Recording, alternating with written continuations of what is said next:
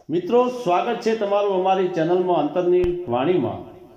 પ્રિય શિવ ભક્તો, ભગવાન શિવના મહામંત્ર ઓમ નમઃ શિવાયના જાપથી જીવનના સર્વ સંકટો દૂર થાય છે।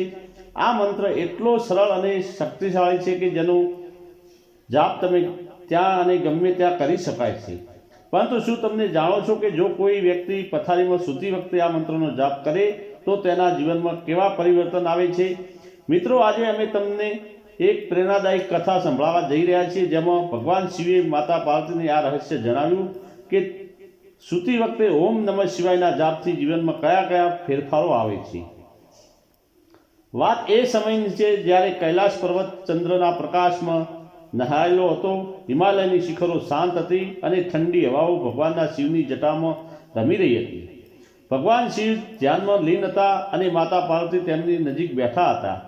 પરંતુ આજે માતાનું મન કંઈક અશાંત અને તેમના ચહેરા પર ઊંડી ચિંતાની રેખાઓ હતી। શિવે પોતાની ત્રીજી આંખ ખોલી અને હસતા હસતા કહ્યું, હે દેવી, તું શું વિચારી રહી છે?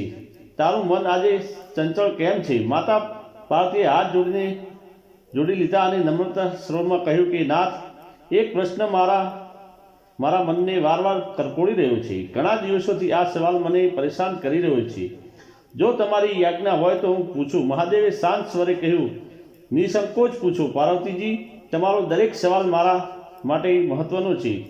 પાર્વતી બોલ્યા, નાથ, એ તો બધા જાણે છે કે જે મનુષ્ય વિધિપૂર્વક પૂજા કરી જાગતી અવસ્થામાં શુદ્ધ મનથી ઓમ નમઃ શિવાયનો જાપ કરે છે તેનો તમારો આશીર્વાદ મળે છે। પરંતુ જો કોઈ થાકેલી વ્યક્તિ રાતે પથારીમાં સૂઈ વિના કોઈ વિધિ વિના સ્નાન કરી ફક્ત મનમાં આ મંત્રનો જાપ કરે તો શું તેની ભક્તિ પણ તમારા હૃદય સુધી પહોંચે છે?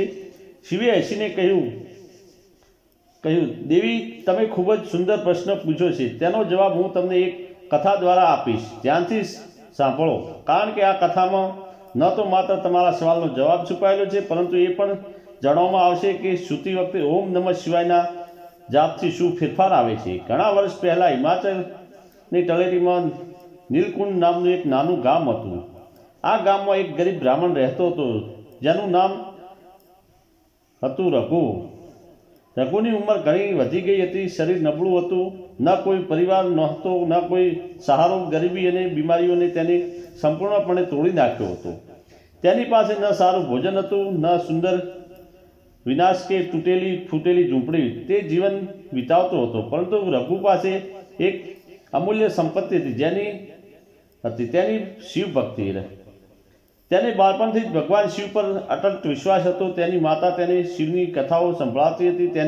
તેને શીખવ્યું હતું કે જ્યારે પણ જીવનમાં સંકટ આવે તો ફક્ત ને ફક્ત ઓમ નમઃ શિવાયનો જાપ કરવો। રઘુએ આ મંત્રને પોતાના જીવનનો આધાર બનાવી લીધો હતો। હવે જ્યારે તે વૃદ્ધ થઈ ગયો હતો અને મંદિર સુધી જવાની શક્તિ પણ નહોતી, ત્યારે પણ તે દરરોજ રાતે પોતાની તૂટેલી પથારી પર સૂઈ આંખો બંધ કરીને મનમાં ઓમ નમઃ શિવાયનો જાપ શરૂ કરી દેતો। તે ન સ્નાન કરતો, ન કોઈ પૂજા વિધિ કરતો અપનાવતો, ફક્ત પોતાના થાકેલા મન અને નબળા શરીરથી શિવનું સ્મરણ કરતો। ગામના લોકો તેની મજાક ઉડાવતા, કહેતા, તું સમય પસાર થતો ગયો। તેની ભક્તિ દિવસે ને દિવસે ગાઢ થતી ગઈ। જીવનમાં કોઈ ફેરફાર ન થતો, ગરીબી, એકલતા, નબળાઈ, પરંતુ તેના અંતરમાં એક દિવ્ય શક્તિનો જન્મ થઈ ચૂક્યો હતો। જ્યારે તે રાત્રે ઓમ નમઃ શિવાયનો જાપ કરતો તો તેને લાગતું કે કોઈ તેની પુકાર સાંભળી રહ્યું છે। આવી પૂર્ણિમાની રાત ચાંદની રઘુની ઝૂંપડીમાં ડોકિયું કરી રહી હતી। રઘુએ હંમેશાની જેમ જાપ શરૂ કર્યો। મંત્રથી લયમાં ડૂબેલો તે અચાનક એક સુગંધથી ઘેરાઈ ગયો। ચંદન અને ફૂલોની મહેક તેની આંખો ખોલી। સામે સ્વયં ભગવાન શિવ ઊભેલા હતા। તેમનું મસ્તક ચંદ્રમાંથી શોભી રહ્યું હતું, ગંગા તેમની જટામાં વહી રહી હતી। રઘુ કાપતા સ્વરે બોલ્યો, હે પ્રભુ, શું આ સ્વપ્ન છે કે? શિવે કહ્યું, રઘુ, આ સ્વપ્ન નથી। તે મને શરીરથી નહીં પણ મન અને આત્માથી પુકાર કર્યું છે। તારો દરેક જાપ મારી પાસે પહોંચે છે। હવે તારા સર્વ પાપો કપાઈ ગયા છે, તને મોક્ષની પ્રાપ્તિ થશે। શિવે ત્રિશૂળ ઉઠાવ્યું, આકાશમાં ગર્જના કરીને એક ક્ષણે રઘુની આત્મા પરમ જ્યોતિર્મય લીન થઈ ગઈ। માતા પાર્વતીની આંખો ભીની હતી। તેમણે કહ્યું, નાથ, હવે હું સમજી ગઈ કે સાચી ભક્તિ અને કોઈ વિધિ પર નિર્ભર નથી, પરંતુ મનની શુદ્ધતા પર આધારિત છે. શિવે કહ્યું, દેવી, સૂતી વખતે ઓમ નમઃ શિવાયનો જાપ અનેક લાભ છે.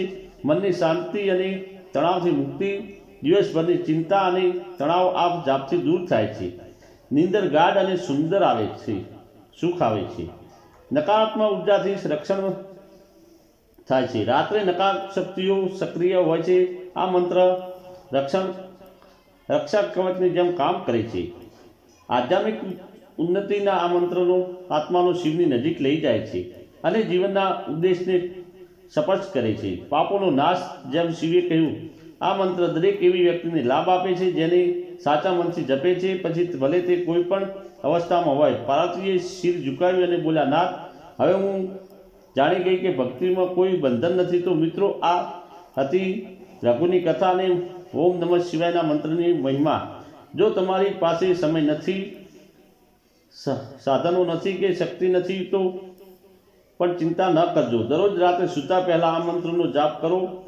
5 વાર, 10 વાર, 17 વાર કે જ્યાં સુધી નિંદર ના આવે ત્યાં સુધી આ મંત્ર તમારા જીવનમાં બદલી શકે છે. મિત્રો, આશા રાખીએ છીએ કે તમને આ વિડીયો પસંદ આવ્યો હશે.